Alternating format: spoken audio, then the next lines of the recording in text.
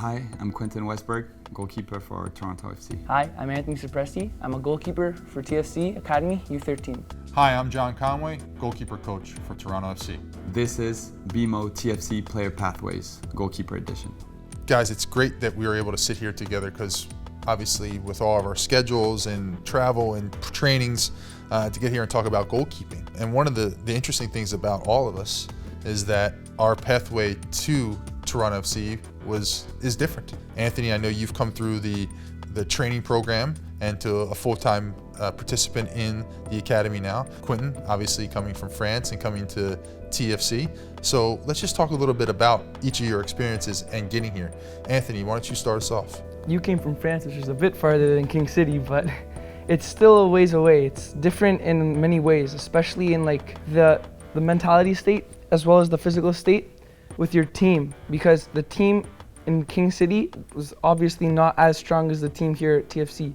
So you also have to adapt and grow on to that, knowing that this defender has your back when you're going for a high ball. I was basically a French-American kid growing up in the Paris area, just playing soccer day in, day out, and just was able to live his dream. I went through all the youth academy system in France, through professional ranks, and played 15 years in different professional clubs in France, and led me to Toronto, and I'm really grateful for that. And how about you, John? What was your pathway that led you here to Toronto? Very fortunate that I was able to play here in 2010. I came here as a player, spent a year here, had a great year, fell in love with the city. When I got done playing, a couple years later, I moved back and I was able to work for the academy here. And that's kind of how my pathway to Toronto FC evolved. Since we spend so much time here at BMO training grounds, what are you guys' best memories here so far? I started here about 6 years ago, and the club has really evolved since then with the amount of teams and the amount of professionalism that has grown within the club. It's also really satisfying because the group of guys, the group of young kids that I started training with in the academy are now making their way into TFC2 and the first team, and that's been really satisfying for me too, to see them grow and progress along the way through each way that they've decided to go through their pathway. Being a keeper is very much more different than any other player on the field because of the pressure that comes into play. And how do you guys take in all the pressure, and how do you reset after a tough match? I personally look for that kind of pressure. I mean, if going into a game, I don't feel threatened, I don't feel endangered, I don't feel anxious, I feel I'm not focused enough. I think going into a game, with the amount of work I put during the week throughout my life and how committed I've been to playing soccer, I know I'm ready. But then, am I focused? If I'm ready mentally, I will be ready physically, and my decision making is going to be sharp, my technique is going to be sharp, my distribution is going to be sharp, because I was in that state of discomfort before the game. One bad decision, one mistake, one error can kind of compromise your game. But this is what you're looking for, and this is what keeps me alive really, is these feelings, you know, the up, the downs, that constant focus and that feeling a little anxious and threatened before the game, knowing that it could all go wrong, is what usually makes it go well.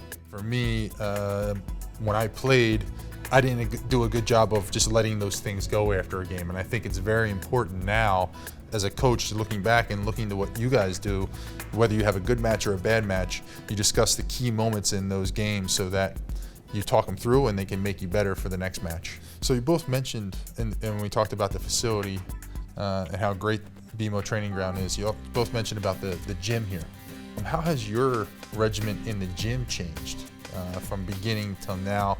Is there anything that you focused on when you were younger that you've now, using the stuff that we have, the state-of-the-art stuff that we have here? I've been pretty consistent with my gym approach in a way that I've mostly done body weight things like core, push-ups, pull-ups, most drills that where you don't really need any material or any really fancy material, but this is just adapting my fitness to my goalkeeping style. I've been really consistent with my my gym approach. I think that's a great point, even though for young goalkeepers, creating these habits early on, these good habits early on, that become part of your daily when you come to the training ground that you do to make you better. Because if you start them now at a young age, which you did when you were 20 and as a young pro, if he starts them now, you know, that career span starts to get longer and longer. As long as you're doing the right things and you're